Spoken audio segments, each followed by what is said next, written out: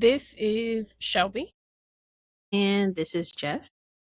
and welcome back to League of Extraordinary Readers. I was going to start the episode by saying this is Jess. That tells you where my head is today.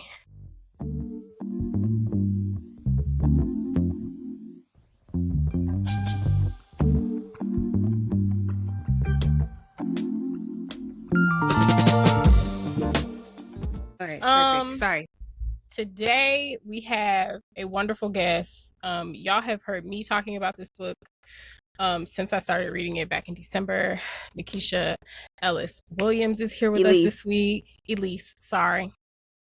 Who else's name did we say wrong? Was that Kira? Kira Davis-Lurie? And now in my head, every time I see her name, like there's a bit of my brain that is like, it is not Kyra, girl. And I started with confidence too. I was like, Kyra. No, it's Kira. So I apologize. We read for fun. I promise we can. Yes. We can do the things. But how are you?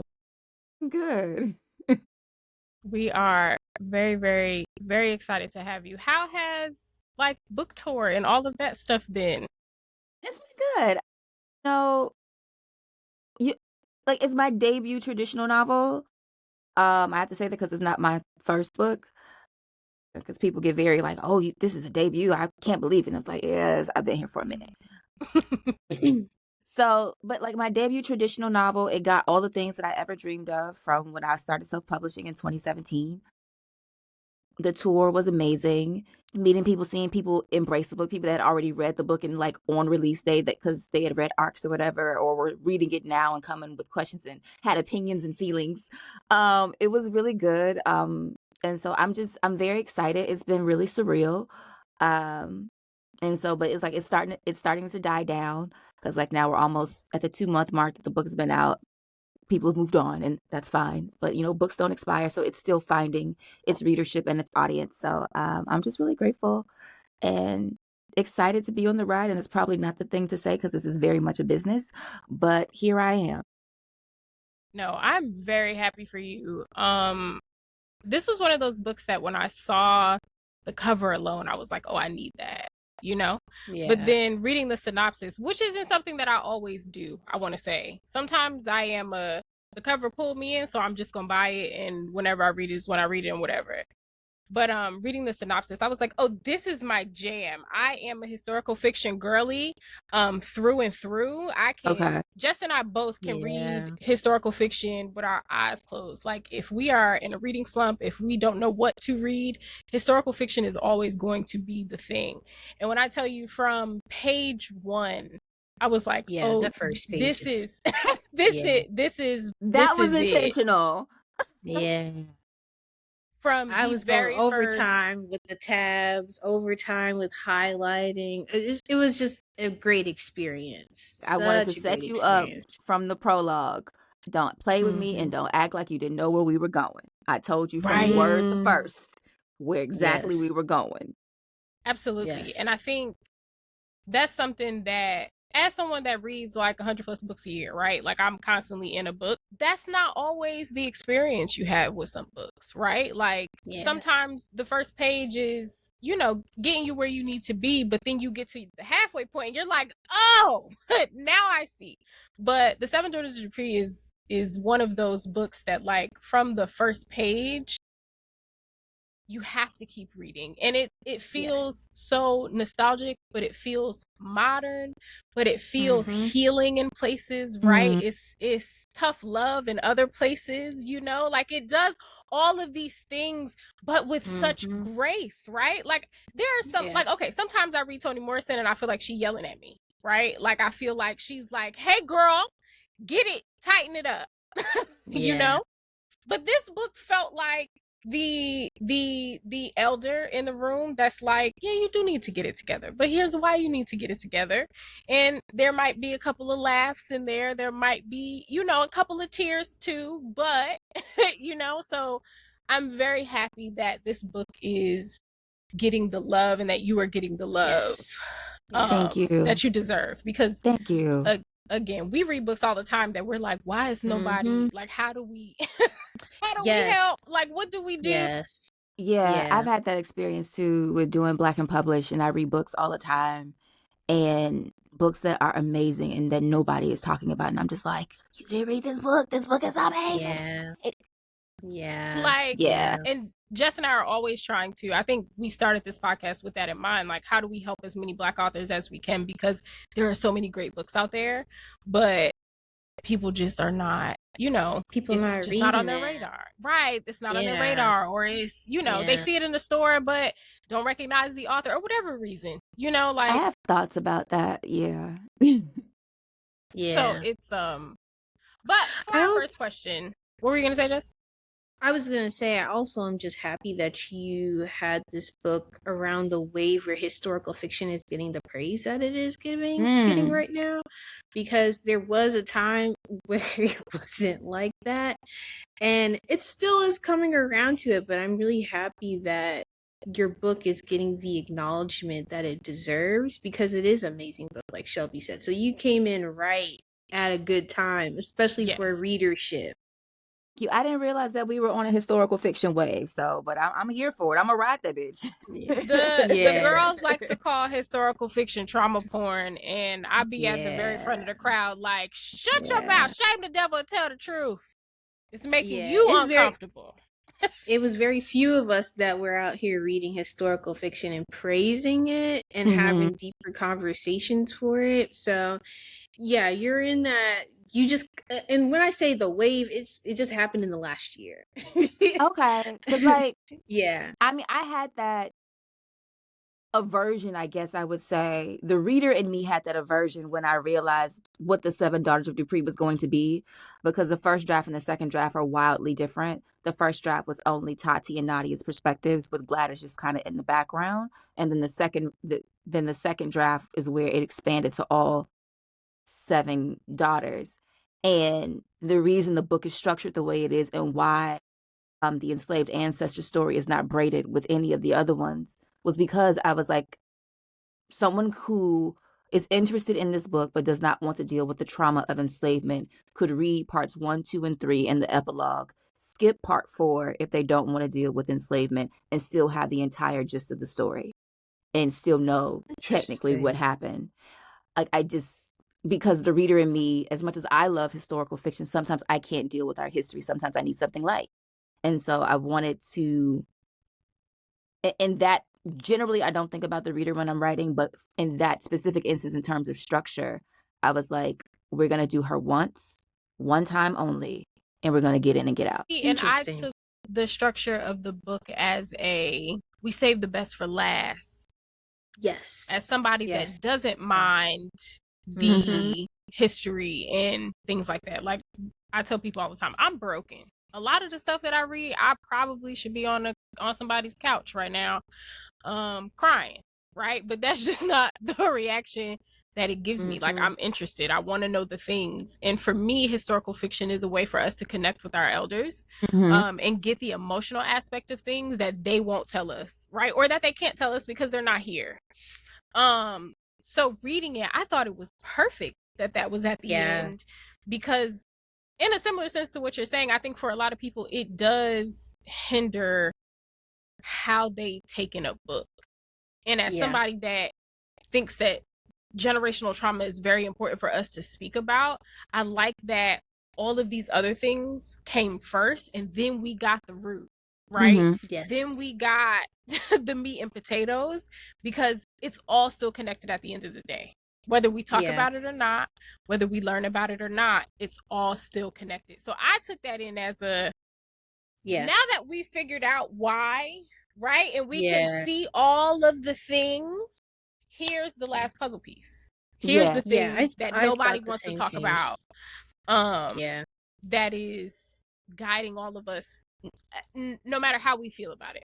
I'm glad it reads that way. It's not typically structured that way also. Like, you usually start from the beginning and go to the end.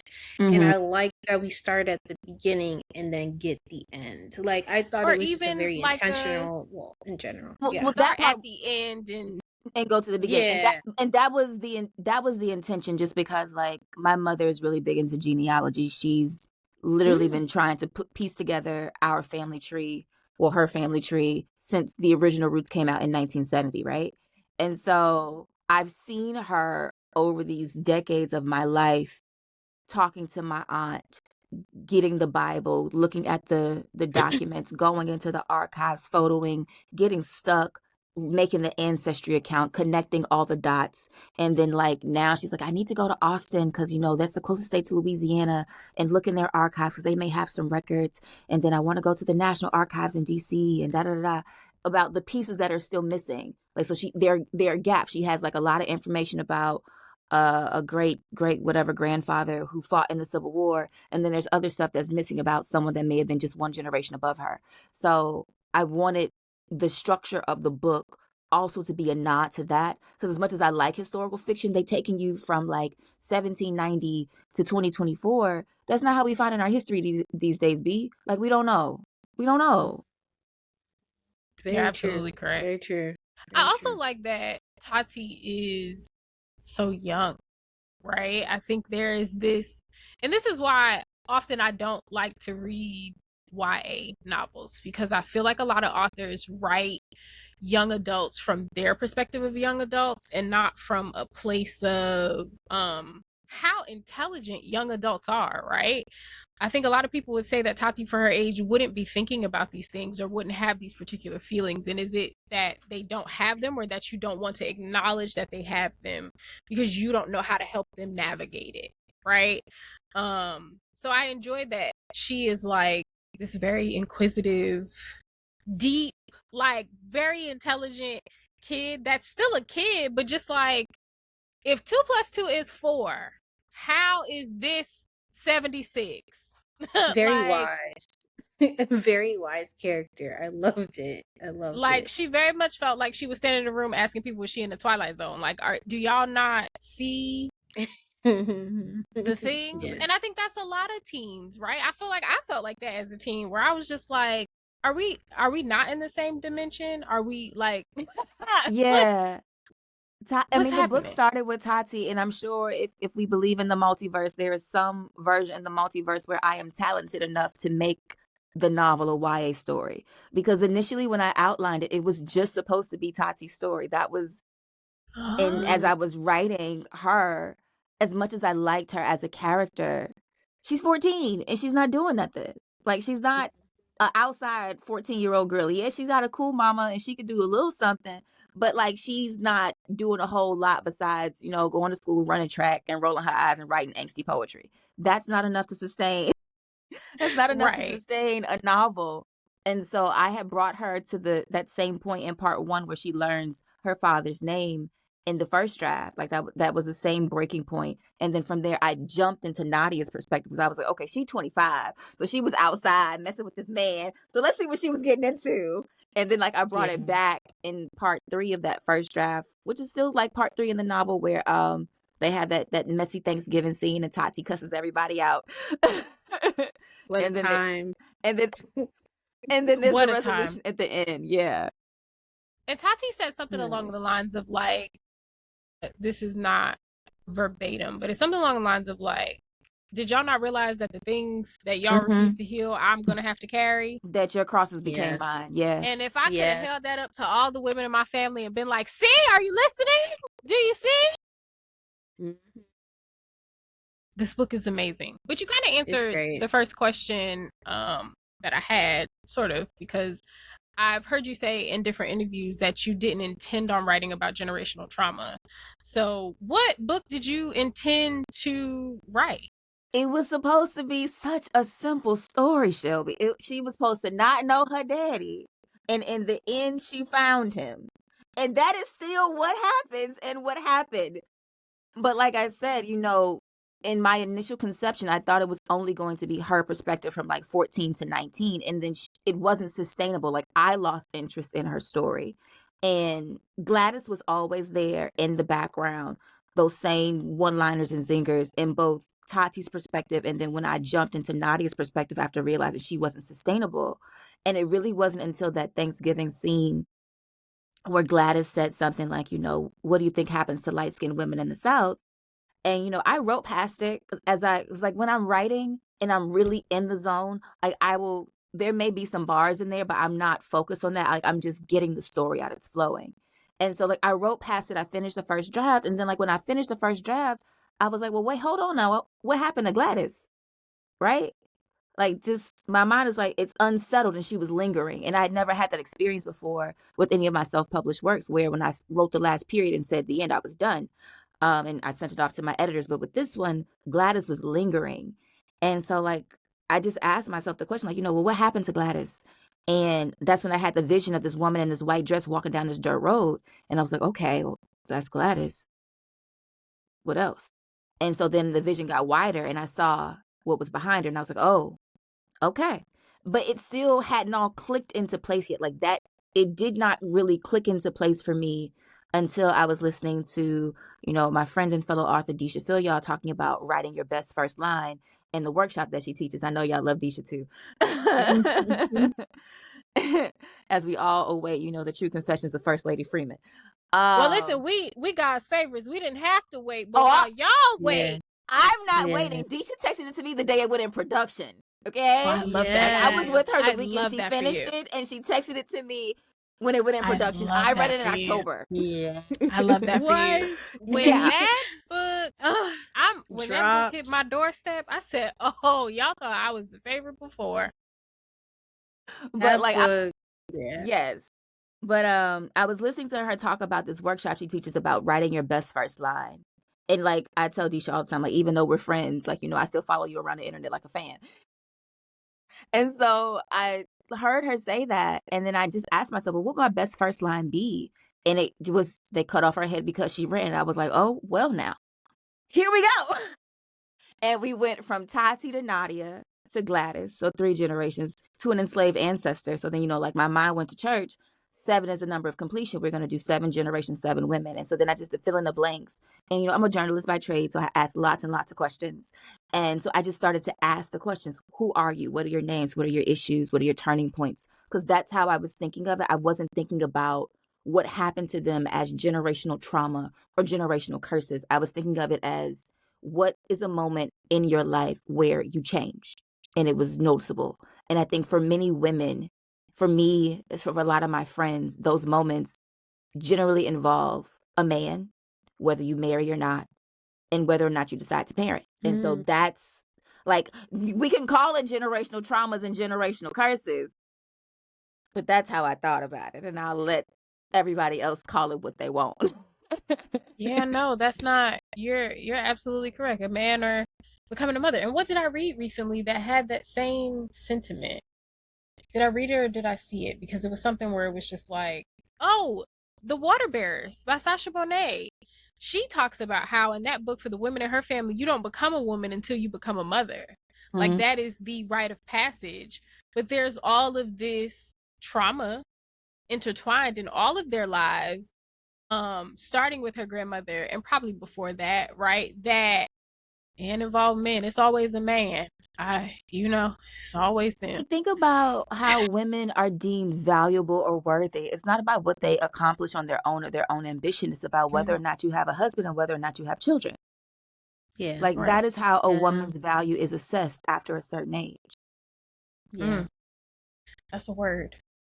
It's just the rite of passage for women in men's eyes, pretty much. Or society, honestly. Yeah. And when you buck that trend, or when you don't do it in a respectable way, what does that say about you? And what does that say about your daughter? And what does that say about your mother?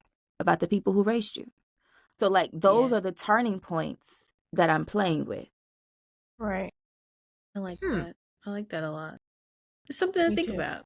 For sure. Well, you mentioned that you mentioned you were a journalist by trade, but you also have other titles such as author, podcaster, owner of a publishing company.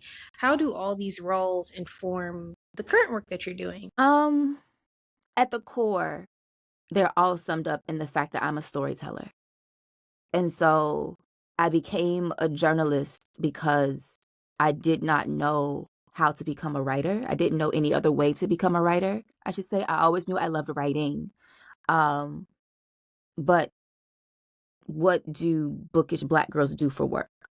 You teach, you go to law school, you report, you write for the newspaper or magazine. Like what does that path look like for real, right? Like, how do you make money out of that?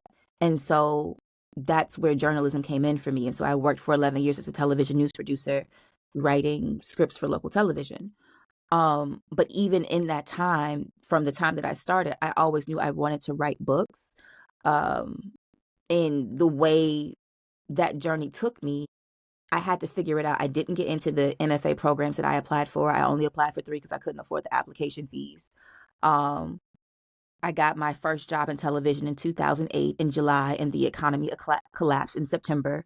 So I was able to work and grateful to work when so many people were not, and then they couldn't get into grad school either because the academic market was oversaturated with layoffs with people who should have been employed but were laid off. And so over that time, I just was like navigating, trying to figure out how to become this thing that I always wanted from when I was an undergrad, and wrote like my undergrad thesis for creative writing. And so that took me, I let my curiosity lead. So I had lots of questions as a young journalist. So I started this project of letters that I lasted for a year. And then I started a blog, and I ran the blog for like 2 years. And then that's when I had, around the time, well, 2 things. I got burnt out doing the blog because it was like I would go to work and I would write news, and I would come home and I would write more news for fun. And I was like, this is not cute. But around that time, I had the idea for what became my first self-published novel. And so I started working on that, and always wanted the traditional deal, like I said earlier, and got close. I had agents. We went on submission, but eventually there was no sale. And at that time, Amazon, back then it was called Create Space, was big. And so I saw a lot of people self-publishing. So I tried it.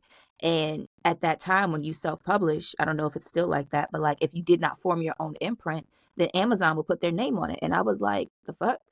I'm not getting ready to do all the work, and you're putting your name on my product. So I went to my little state tax collector's office, paid my money to the state, filed my fictitious name, and created my own publishing imprint to publish my own work.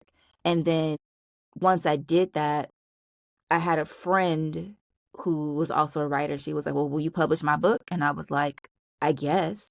And I did that. And just, it was a test. I didn't charge her any money or anything like that, because I was like, I don't want you to be like, oh, you messed up my stuff. So like, let me see how this works. And then other people who knew that I was publishing my own books, I had published someone else, were then asking me, well, can you publish me too? And so I didn't say yes to everybody. I would read their work. I would tell them, everything that I'm getting ready to do for you and charge you for it, because I guess it is technically like a vanity hybrid kind of press or whatever, because like I didn't have an advance to give, but I can share whatever royalties come out on the back end, right? That was the way I had it. I had contracts or whatever. But I would tell them, like, everything that I'm getting ready to do for you, you can do it yourself and I can walk you through it, or you can just pay me to do it for you. And some people were like, walk me through it, and I did. And some people were like, nah, I want you to do it. I don't want to do all the work. And I was like, okay, bet. And so like that's how I started publishing other people beside myself. It was just an organic outgrowth. And I mean, that's how the podcast started too, with Black and Published. I wanted to create a place for authors like myself, because even though I worked in television, and so I could ask my friends in neighboring cities that were producers or anchors, or if I was traveling somewhere who were producers or anchors, hey, can I come on your morning show? Can I come on your evening show and talk about my book? And here's the news hook for it, because I'm always going to have a hook. Like the producer in me is going to produce. I will produce the segment for you, okay? And so there weren't a lot of places for self-published authors to talk about their work at that time, between 2017 and 2020, I guess. And so that's what I wanted to create with Black and Published, and that I've realized there aren't a lot of places for any authors to really go and talk about their work unless they are considered marquee name brand authors, right? And not only that, they're also not going to get all the support that some of those who are lead titles get. And so that was the impetus behind Black and Published. And so it was a natural and organic outgrowth of what I was already doing as an indie author, as a hybrid publisher, and now as a podcaster. I've never stopped being a journalist. I've never stopped being a storyteller. I've never stopped being a writer, but it was using all of the skills that I've ever had professionally in all these other ways in the literary ecosystem. Does that answer your question? I love that. Yeah, it does. It's like you're creating your own lane, you're creating your own ecosystem. Because that was also a discussion on socials yesterday, like journalists versus like creators, right?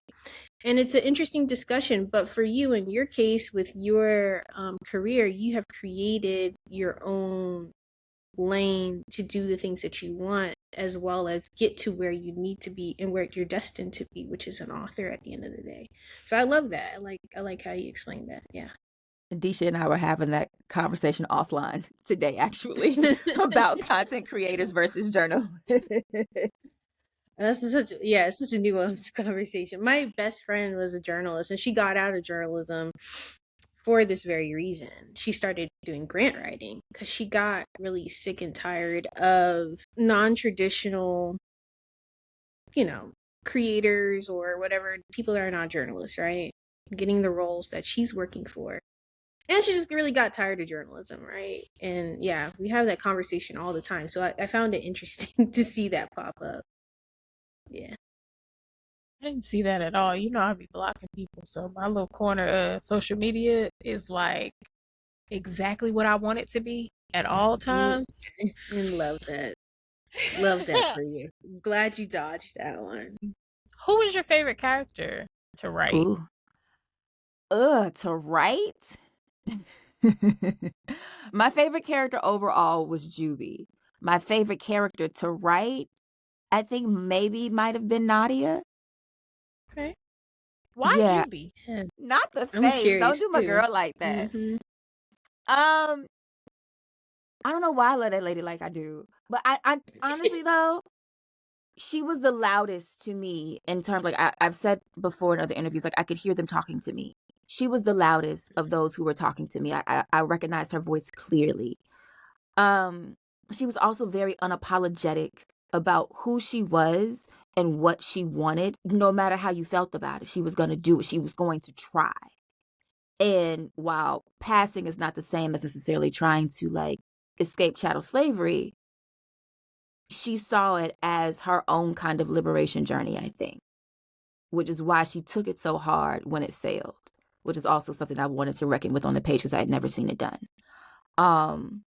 But she wasn't going to apologize, not even to her daughter, for trying to get a better life for herself.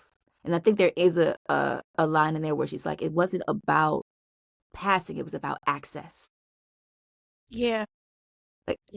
Like as much as she bought into the colorism and is color struck, for her, Yes. it was still about access. I think without spoiling anything for anybody, I think my issue with Juby was she was so smart and there was such this, like it was so well thought out in some places that her actions and her attitude sometimes I'm just like, why are we not like you're smarter than some of this. I think that was more not necessarily the passing and like all of that stuff. It just was like, okay, if you understand that it's about access, right? Then why aren't you really fine tuning this? The lie. Yeah. Like why are we not fine tuning this, right? Like there are so many holes in it. So I think that made it hard for me to like empathize with her in some ways because I'm like, was it really about access, girl? Was it? And to some degree, access was a part of it. It was also about ease. And so, like, if it's about ease and you feel like it's been easy, you're not going to fine tune those holes. You are going to believe your hype. Yeah. You are going to drink your own Kool-Aid and think that I'm over it. I got over. And I'm going to make sure I stay over. And the very conceit of Nella Larsen's novel, Passing, is, what do we do? What would I do if I have a dark child? I make her wrestle with that just because I had never seen it done before. This book actually made me want to read more fiction about passing. Because I just was like, like there's Seven Daughters of Dupree, there's Passing, there's The Personal Librarian, The Vanishing Half, The Wedding, to a point. Okay, not necessarily fully, but there's a grapple with colorism and passing and all those things going on in there. That discussion. I'm trying to think what else. I just picked up, not just, maybe a couple of months ago, I got Inharmonious by Tammy Huff. It's about a man, though. He gets drafted into World War II, passing. Homegoing does promised. That. Say that again. All we were promised by Ashton Lattimore. All we were promised. Yes. Okay.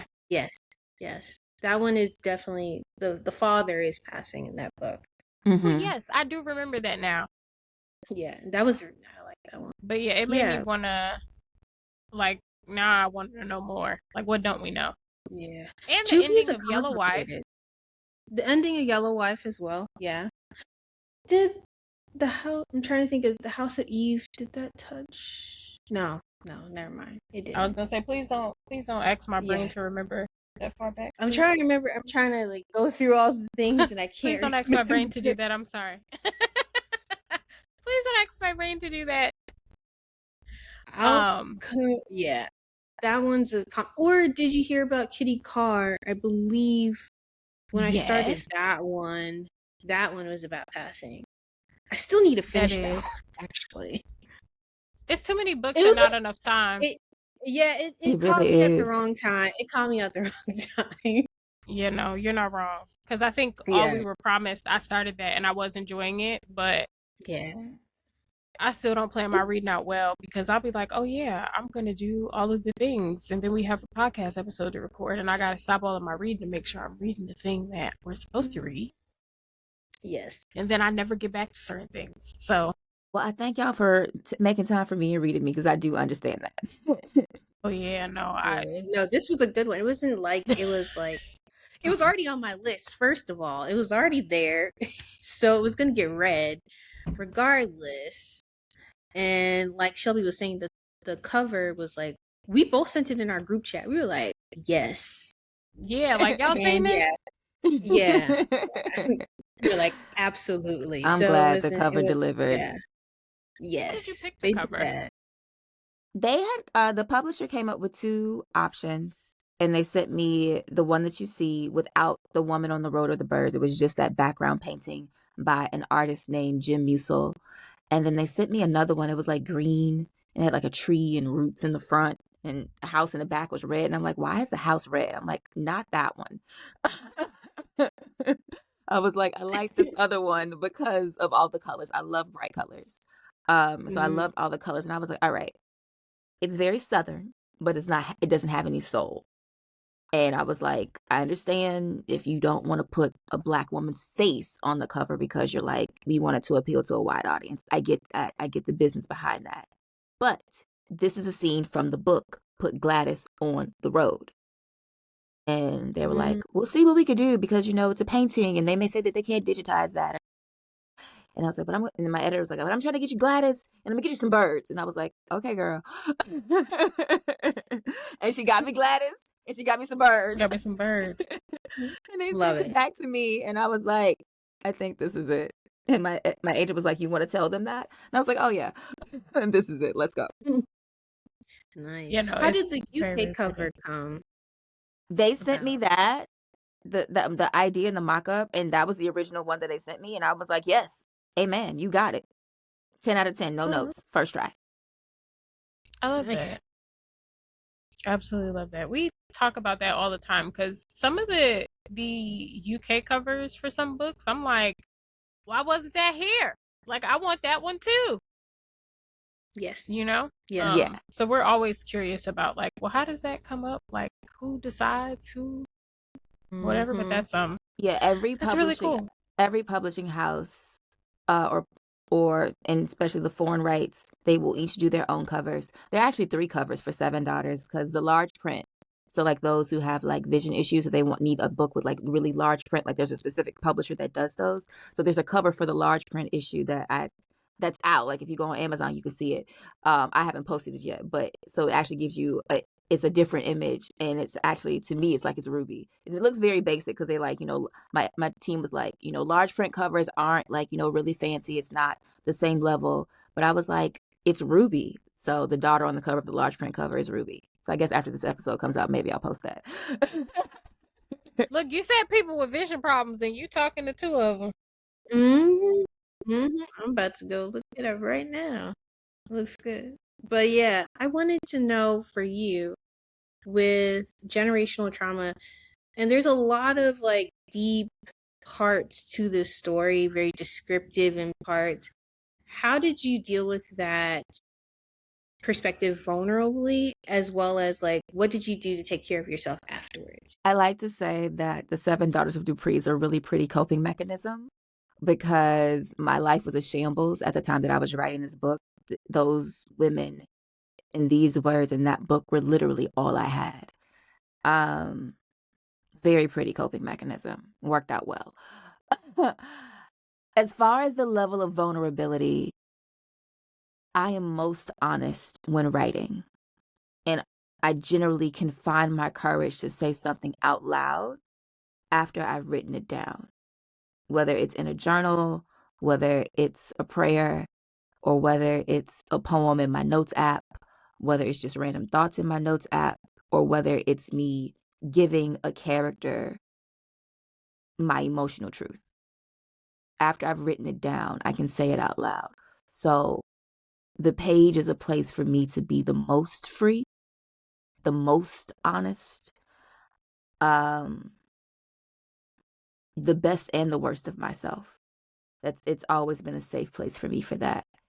And because of what was going on in my life at the time that I was writing The Seven Daughters of Dupree, and that I was going through the motions of what I had to do to keep certain things going, because at the time I was married and I did and still do have two children.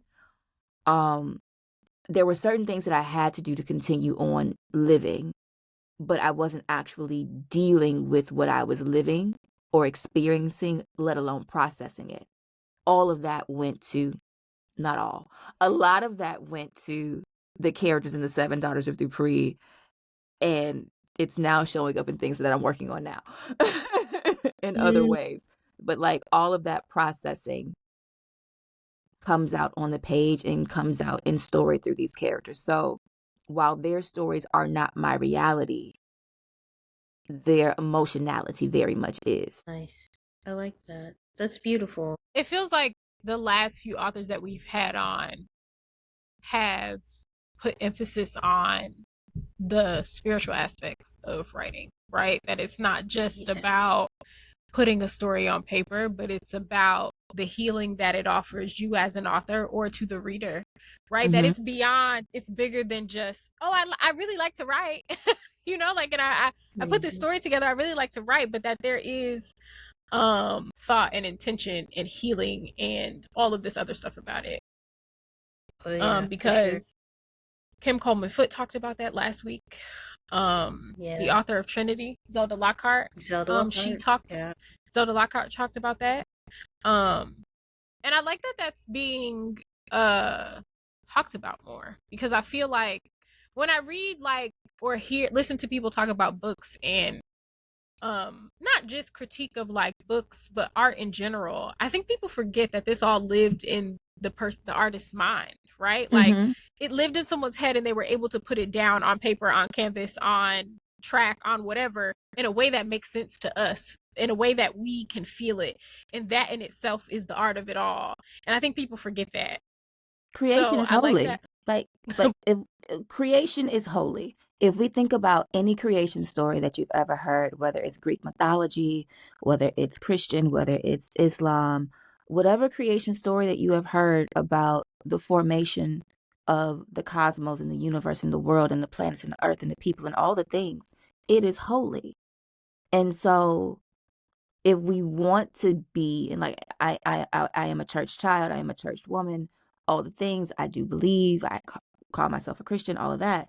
But if we want to just be base about it, if we are created in the image of God, He created, and so do we. Creation is holy, no matter what you do. And so I think whether people acknowledge the spiritual aspect of their practices or not is up to them. I absolutely acknowledge the God hand, the God self in the work that I do, because I see it. Nikesha, as the writer, vacillate wildly in my confidence on the page, in even doing it at all. There is nothing scarier than a blank page and then being tasked to fill it, having an idea and realizing what the idea will require of you and saying yes to it. Like, that ain't nothing but the Lord. For me anyway. And whether other people call it that or not, that's between them and who they serve. For me, it ain't nothing but the Lord. Because there are other things that I probably could do that would be less stressful and taxing on my spirit and my soul. And yet I am not called to do those things. I was going to say, when y'all are ready, we can all just pass the collection plate around. Listen. Because that was a word. I mean, you sit over here reading me. Okay. Fine. I'm going to get up and do the things that I've been called to do. Dang. Well, I mean, I'll take it back. As you asked about how all of my work connects. And honestly, the only reason that I do a podcast and have continued to do Black and Published as a podcast for the last 5, 6 years, 6 seasons, whatever, is in obedience to my faith. It is not something that I wanted to do because I knew how much work it was going to be. And when I got the idea for it, I remember I was scrolling on Facebook, and you know how like people will have ads for like, you want to sell more books or whatever. And it was like that, like, you want to sell more books, don't start a podcast. And I was like, absolutely not. Why would I do that? Keep scrolling. But then in that instant, it was like, you already have the equipment, because I had bought this little setup. Wasn't this fancy with the paneling, but I bought my little microphone setup for to try to record my indie books as audiobooks. I only made one of those. But I was like, well, you already have the equipment. And I was like, well, what would you call it? Black and Published. It just hit me one after the other. And I was like, no, I'm not doing this. And 6 months later, I was like, I ain't had no ideas in a minute. And then I heard the stirring in my spirit. Remember that idea I gave you 6 months ago? Why don't you do that? And I was like, all right, Lord, let me see. Let me see. So I reached out to a graphic designer. She was like, bet I got you. I got your graphics. I reached out to a DJ. She's like, bet I got you. I got your music.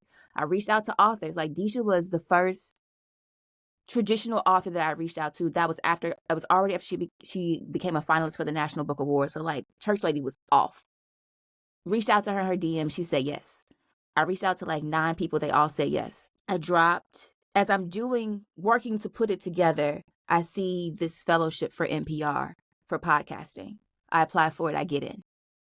First season's already off and running. I'm now in this fellowship with like professional radio people learning how to make a better podcast, which is why season 1 of Black and Published sounds so much different than the seasons that have come after, because I was in the fellowship during that time.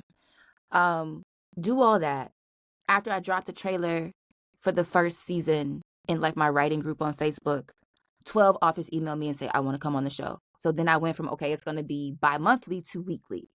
And from there, I have done like 35 episodes every season. And the only reason why I can't be weekly all year round is because, one, I have a day job, I have 2 children, and I get burnt out because I also do other things like, write books. But in doing all of that and everything lining up the way that it had, also like I got a grant to get new equipment at the same time that I got the NPR fellowship. Like, everything just fell into place for something that I did not want to do, and still struggle with, like, when I do my interviews, and like, I love reading the books, I love talking to authors, but when I sit down and I have to edit and do the work, the labor of putting out something to support other authors, it's not something that I want to do. It's something that I am obedient to do and that I get to do in service of my community. And that is a great privilege, but also a responsibility. And that's the only reason why Black and Published exists. That 6 years later, it has been beneficial to me to use it as a platform to promote the 7 Daughters of Dupree, or to reach out to the other authors that I've interviewed for endorsement, was not something that was in my mind when I first conceived of it in 2020. That has been a bonus and a blessing of what I was obedient to do in the first place. Creation is holy. Yeah. Thank you for coming to my TED Talk. I was gonna say, this feels like This Listen, that feels was a like word. me with writing. I genuinely don't want to. I don't want to write. I don't think there's a book in me. I don't think I have anything profound to say, to be honest with you. And every time I turn around, there is something or someone saying, you should be writing, you should be writing, you should be writing. And I'm like, for what? Like, I just want to read the book. I want to read the books. I want to promote them. I want to talk deeply about them. I have no desire at all to write. Like, I don't want to. And every time I post something on my Substack, everyone loves it. Fine, I guess I'll write some. Do with that what you may. Because I can also say I don't want to write. And my kids are on spring break this week. They're with their father. And so I've been very intentional about making this like an at-home writing retreat. Like, I want to live my life the way that I want it to be. Like, what does my life look like if writing is the main job? So I took off work. I'm not clocked in to nobody's Zoom, nobody's Slack, no Google Calendar alerts, none of that. And I'm living my life the way that I say that I want to. And I still don't want to write. I do it. I did it today. I got down 12, almost 1,300 words. And I was like, that was a good day's work and I'm done for today. And it only took me 2 hours. It's not even a whole work day. But still, you have to like gas yourself up to face that page. You have to do the things that you don't like to get to where you want to be. Yeah. Because the time is going to pass regardless. Boo, tomato, tomato, tomato. It sucks, but it's like, you have to do the things. Every time I say to someone, I'm like, I feel like the people that write books have things to say. I don't have anything to say. That's a lie. Sometimes you don't know what you have to say, so you write it down. Yeah. You have a lot to say, just based off the essays, and you know it. But two things can be true at once. Sometimes you don't know what you have to say until you write it down.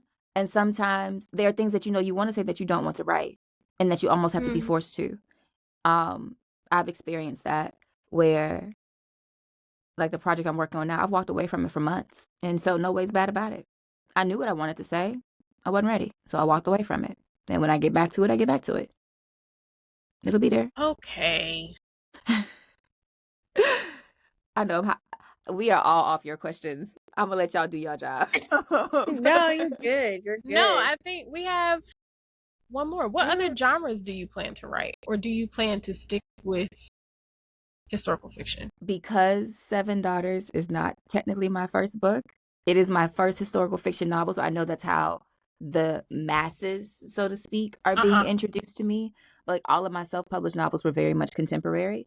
I think with the project that I'm working on now and the one that I have conceived to be next after that, I think I want to go back and forth between contemporary and historical. And I do want to write a novel in verse, and I have an idea for that already. So I want to explore and play on the page. Again, like I said, I don't generally think about the reader when I'm writing. It's really, what am I interested in? What is the story that I want to tell? What are the unanswered questions that I still have about some news story? Because that's generally where stuff starts, is with the news for me. Always a newsie. And how do I want to play with that on the page? And so with the two projects that I'm thinking of, one that I'm working on and one that I've outlined, I am exploring that. So one's contemporary, one's historical. We'll see what gets sold, what gets bought, what gets put out, what the end gonna be. Jess and I'll be here. We'll read it all. Yeah. I've noticed that a lot of authors now are kind of dabbling in everything. So we always like to ask to see where authors are with that. Because like Akwaeke Emezi has given us literary fiction, fantasy, and romance. Yeah. And also a memoir. Right. And mostly, yeah. I know Sibo said his next is a horror. Yeah. Nathan said his next is going to be contemporary. Who's the other one that is a man? Mateo? Isn't Mateo's next supposed to be Satire? He has another one? Oh, it's Satire. Isn't everything Mateo do Satire? He did science fiction before. It wasn't Satire. I mean, technically, Black Buck was Satire, absolutely. Oh, Black Buck was Satire. Yeah. But the science fiction one that he did was excellent. Oh, this Great Hemisphere? Keep going. Yeah. Okay. I think he should keep going that lane. Science fiction makes me feel unsmart sometimes. That one was approachable. Yeah, science fiction makes me feel like I read with my finger, and I get really offended. Got you right here with the lines. Yeah, I don't. Yeah, no. So Yeah. I pride myself on reading a little bit of everything. But science fiction is the one where I'll be like, it's gonna take me a month, but I'm gonna try. That one. And yeah. Go ahead. I'm sorry. For me, it's I think I'll flip between his contemporary and historical. I don't know if I have the imaginative capacity for like speculative fiction or like all the big genres that people are doing now. I write stories about Black women. And those are the people who are at the forefront of my mind when I'm thinking about story. And maybe because I'm always trying to see myself in a story, even though it's not about me. So yeah, for me, it's going to be what a Black women at. That's the story I'm writing. Are you reading anything right now? I am reading Savala Nolan's essay collection, Good Woman, which is about basically breaking down both patriarchy and femininity and rejecting everything that society has ever told you about what it means to be a good woman. It is absolutely wrecking me. I think I've cried every chapter that I've read, or wanted to cry every chapter that I've read, including today. I'm only reading a chapter a day because I can do but so much with her. And then my TBR is, again, a mess. And then all the books for the podcast as well. So yeah, I've been in a reading slump. I've been kind of jealous that people are like, oh, it's such a good reading year. I'm reading The Seven Daughters of Dupree. I'm reading Ken. I'm reading True Confessions of First Lady Freeman. I was like, I wish I could have such a great reading year and, all the things. For me, I've been in a slump. So I'm trying to grab books from my stacks that I think will pull me out. And it hasn't been quite successful. We both were just talking about being in reading slumps earlier this week because after reading Ken, it was hard to pick up anything else because, my God, TRA. Ken is everything that you think it is and then some more. But I started reading A Lesson Before Dying by Ernest J. Gaines. It's my first Ernest J. Gaines book. And really? I saw you hold it up. Yeah. I read that years ago. It has to be at least 10 years ago now since I read that. But yeah, it's good. It's very, very good. And Mom and I are reading Judge Stone. The Viola Davis book and James Patterson, yes. Yeah.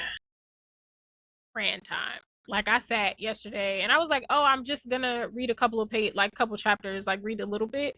And I looked up and I had read half of the book, like just zoned out, was in the book, forgot I was reading. Like I was You gonna make me go back to Barnes & Noble because I was in there yesterday for something else and I picked up Judge Stone. It was 50% off and I was like, you just trying to get me to buy this book because you got it in here for $16. And I was like, but you don't have the one I came in here for, so I'm leaving with nothing. If I would say reading it is a good experience. The audiobook is very good too because Viola Davis is narrating. So duh. Either or. Either way. But it's excellent narrator. It's covering a lot of like topics of today, so it is a bit emotional in some spaces. But it also feels very cinematic. Like while I'm reading it, I feel like I'm watching a movie in my head. So because I absolutely expect her production company to produce it. Oh, absolutely. I actually hope that Judge Stone becomes like a series that they do. That we get a bunch of different cases that Judge Stone is covering in this little small town because like they do Reasonable Doubt and it's a different case every season. That would be that would be cute. Absolutely. I could totally see them doing something like that. Because it's really good. It's way better than I expected. I totally bought it because it was Viola Davis. I've never read anything by James Patterson, so in my mind, my elders were the ones that read James Patterson. So my little kid head was like, that ain't for me. That's for them. Yeah, I picked it up at the library like years ago in high school. I think that was my first adult fiction book because that's all that there was in Florida libraries, for being honest. You know, We're the in land Florida. of your people. The land of your people, Jessica. I'm from Delray Beach. I live in So, Jacksonville, Palm Beach so County. it's fine. Yeah, it's not. Yeah. Yeah. So, yeah. It's Speaking not of much Florida, down there. Mm-hmm. did y'all see the clip of the man who he said the whales or the dolphins kidnapped him? He was from Florida. They found him on the beach. Of course. He said that they kidnapped him and had him underwater building a town, buildings and apartments and stuff. And I wonder when he was what on the part beach, of Florida. they said he was drawing like blueprints in the sand. And That all man I was could say high. was as giraffe booty. Every time I said it's always Florida. It's fascinating to me at this point. It's always Florida. Like, I don't know is there something in the air? Like, I don't. So it's always Florida, but then people who are actually from Florida say it's always the transplants. It's the people that come from other places that summer and retire in spring break in Florida. I don't always care about it one way or the other. That ain't my business.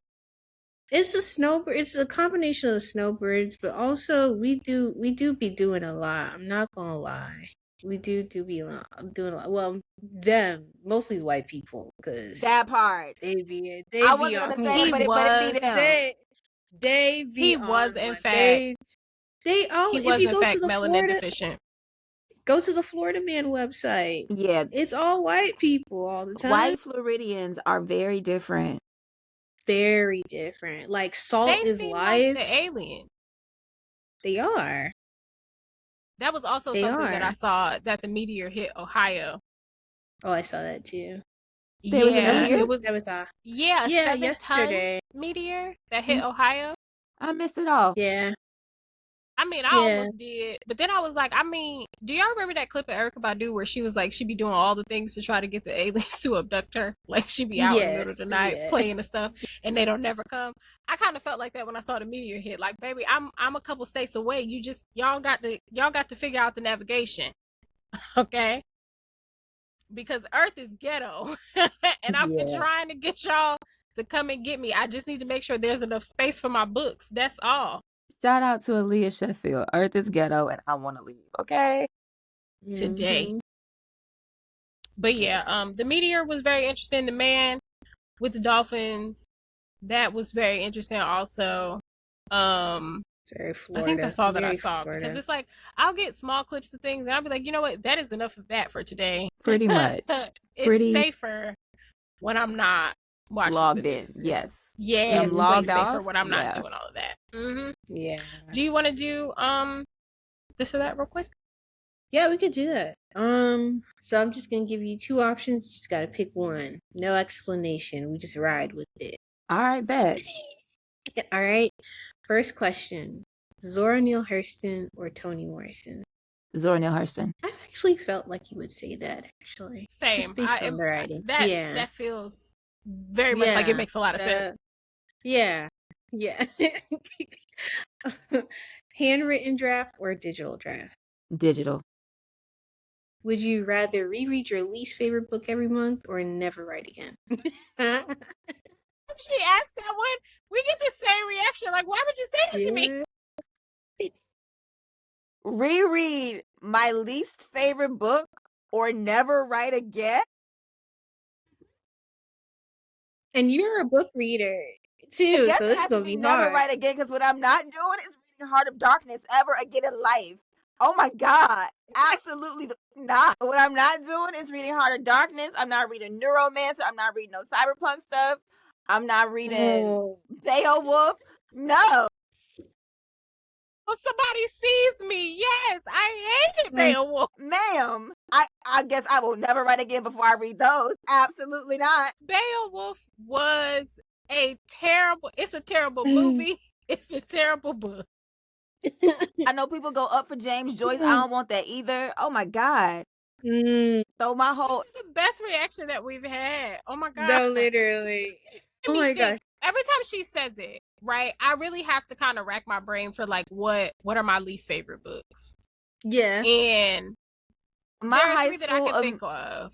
like my high school American English syllabus, with the exception of I think Native Son and Death of a Salesman and Fences, you can have it.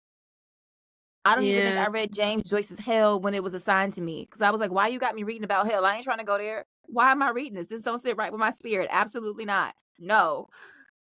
You're not wrong. You're not. All right. You're not wrong at all. The next one is have unlimited conversations with a character you wrote or unlimited conversations with your favorite author. Well, I would say unlimited conversations with the character because I wrote, because I could already have unlimited conversations with my favorite author. Okay.